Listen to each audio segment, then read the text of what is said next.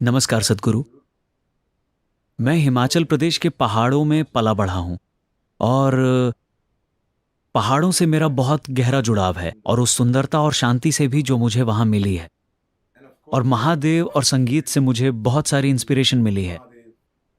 अगर आप हमें महादेव, पहाड़ और संगीत, इन तीनों के संबंध के बारे में और हमारे जीवन में इनके महत्व के बारे में कुछ समझाएं तो बहुत अच्छा होगा। नमस्कार मोहित। आपके शब्द किसी 3M कंपनी जैसे सुनाई दे रहे हैं। महादेव, माउंटेन और म्यूजिक। देखिए, महादेव का मतलब है, आप बात कर रहे हैं शिव की। वे सबसे महान गणितज्ञ थे और सबसे महान संगीतकारों में से एक भी। लेकिन लोगों ने उनका संगीत ज्यादा नहीं सुना क्योंकि वे अपने ही संगीत पर नाचते थे और दूसरों ने वो संगीत नहीं सुना। वे बस उनका नृत्य देखकर ही मोहित हो गए और उन्हें यह नहीं पता चला कि वे किस ताल पर नाच रहे हैं। लेकिन उनकी अपनी ही ताल थी और उनका अपना ही संगीत था और वे पहाड़ों में थे। तो आप पहाड़ी हैं, तो स्वाभाविक रूप से पहाड़ों में एक खास चीज होती है।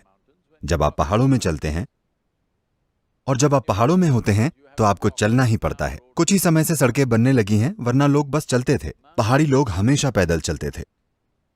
जब आप मंजिल से दूरी जाने बिना बस पैदल चलते जाते हैं, जब आपको रोज पैदल चलना पड़ता है, तो आप देखेंगे कि आप अपनी खुद की एक ताल बना लेते हैं। आपकी चाल में एक तरह का संगीत और एक तरह की ताल आ जाती है, क्योंकि आपको अपनी ऊर्जा बचानी होती है।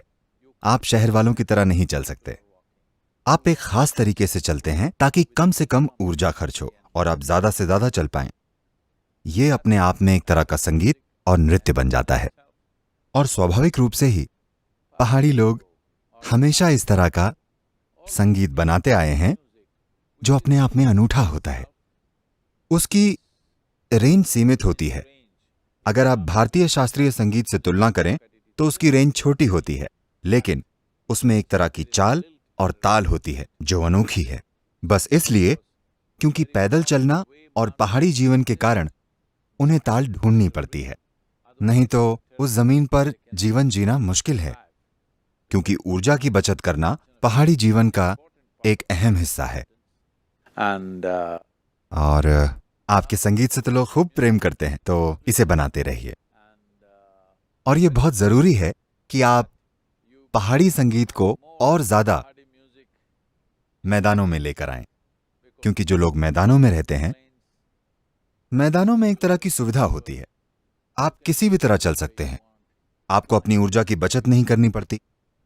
लेकिन यह जरूरी है कि लोगों को अपनी ऊर्जा की बचत करते हुए ज्यादा से ज्यादा दूरी तय करना आए, क्योंकि ये अपने आप में एक नृत्य है। नृत्य और संगीत अलग अलग नहीं है। नृत्य तो बस संगीत का एक गतिशील रूप है। शंकर संकट हरना,